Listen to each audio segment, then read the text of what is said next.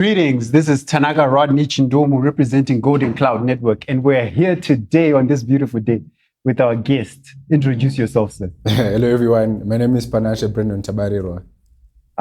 Good to have you here, sir. Awesome. Likewise, lovely to be here. Great. So just to state the background and objective of this session, Yes, we're here to share knowledge and experience. definitely. You're walking, you're alive. That means that you've gone through stuff. Definitely. We're going to talk about those things. Hopefully someone can learn something from your experiences. That's awesome. We're trying to extract value. Okay. Great. Okay. All right, so let's start with the basics. Who are you? Okay, so that's an interesting one. Okay. Okay, so besides my name being Brandon Tabarirwa, I'm a Zimbabwean from the rural areas that grew up in the Peri-Urban areas and who currently conducts business and works in an urban area. That's who I am. That's who you are. Yes. That's rich because, everyone knows that you are where you come from. Definitely. So let's talk about that a little bit. You've mentioned two states, two areas, Yes. two types of residential areas. There's the urban and there's the rural. Yes. Okay. So let's talk about that transition. Yes. What are the major differences between living in those two types of areas? Okay, to correct you, actually, I mentioned 3 areas. Oh, 3 areas. Yes, I mentioned rural areas, peri-urban areas, and I mentioned urban area. These are different demographics and they offer different opportunities, and people within these demographics, they're exposed to different things. So Let's talk about that. I would say that it's opportunity.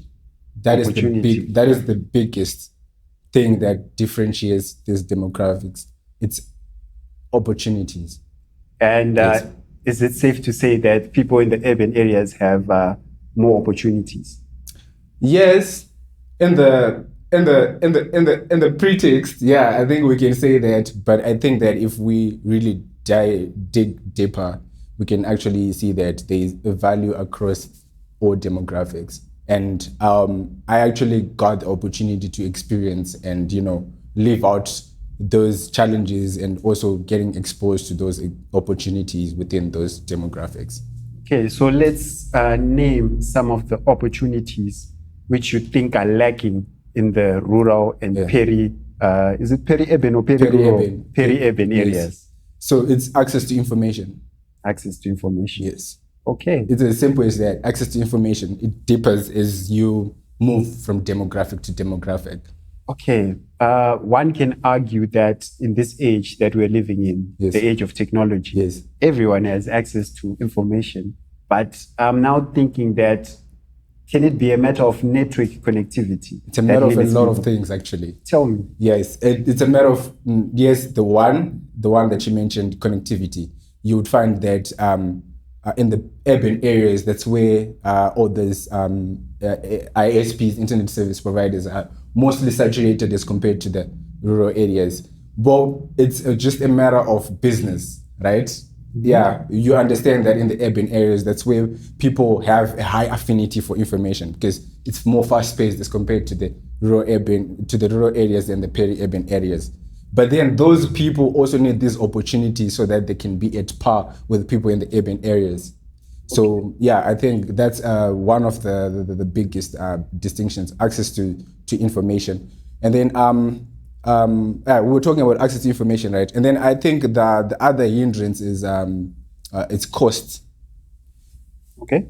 So you would find that in this modern day age, the most valuable commodity to me, I think, is data. It's information.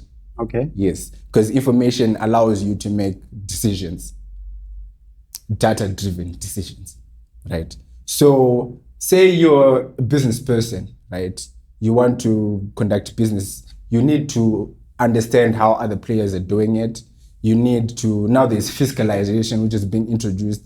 Every SME has to be fiscal. They need to be, to be remitting their taxes and all that, right? So these processes, people in the rural areas and then the peri-urban areas, you see that they are slow to this process. And usually they get caught lacking because they didn't know. And that's how it is, bluntly. There are business people in the rural areas, trust me. There are people who actually conduct business on day to day. But then if you tell them a fiscalization, they'll be like, what's that? What's that? Okay. Yes. So yeah. Yeah, you really touched on something that is big, because let's talk about population density. Yes. You mentioned demographics. Let's tap into that a little bit. When it comes to population density, rural versus urban, would you say that most people in total, if we look at maybe Harare, Lawayo, Mutare, versus all other people who are living in the rural areas, where do you think most people are? Since you've lived in some of these areas, most people are in the especially now, since Zimbabwe is actually moving, since our economy is actually growing, actually. So you'll find that most areas are now peri-urban areas. That's where a lot of people concentrated, and we've got a span of peri-urban areas in Zimbabwe as compared to urban areas, and fast growing as compared to rural areas. Of which those are the demographics where there are a lot of people. You'll find that in Harare, there are probably 2 million people, right? But it's just that they're just concentrated in a really small area. And then you go to other areas like Binga, people are scattered throughout the forest. Yeah, and there are a lot of people that side. So yeah, I really think that also people have to be aware of that, and also take into consideration that because there are people, for us to really grow, we need to be inclusive. Everybody needs to be included. And so yeah, it's just about bridging that information gap. Then you will see development happening faster. Okay, so solution here, we identified a problem where the people in rural and peri-urban areas have limited information, and that is hindering their economic growth. So the solution is to empower these people. Exactly. But I've been hearing a lot of talk on this devolution sort of like agenda. So I think that it's something that is in progress. But just to support that, how can the regular person watching participate in that? Because if people participate in something that they have interest in. So let's make that connection. How can the regular person benefit from this movement? Because if you want people to get involved, if you want people who have companies in Harare to chip in and open branches and empower the people in those areas, they need to have interest. So let's talk about that. How can the regular person benefit from this process? I think the first thing is to demystify the war, what can I say? Like the war facade. Like, I believe that people always have a narrative, and they always have got this one story that everyone believes, but then it's not really true. Right? So you'd find that people would probably say that maybe people in the rural areas are not learned. Right? Maybe people in the rural areas, you'd find that some other people would say that they're not that committed. Just because they didn't do the rural to urban migration thing, or their forefathers didn't do that, they chose to stand in their indigenous land. And so I really think just demystifying that, because to be honest with you right now, most people understand that if you want to scale your business, you need to move out of the urban area, because there's a lot of competition in the urban area.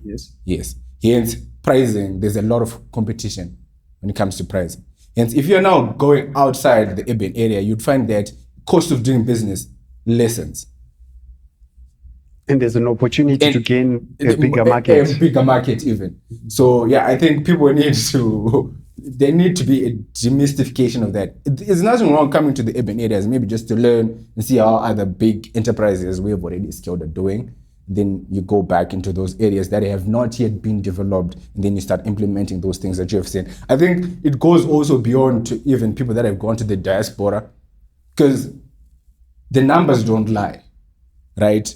Africa has got the fastest growing young population. So that means it's only wiser to come back home and invest home rather than investing that side. Yeah, you made a great connection there. Right. Because I liked how you linked the diaspora elements to this conversation. They have access to capital. it's hard to invest in Harare because it's already congested. It's congested. So why not invest in the rural and peri-urban Exactly. areas? Exactly. That's a good one. That's a good one. Okay, that's nice.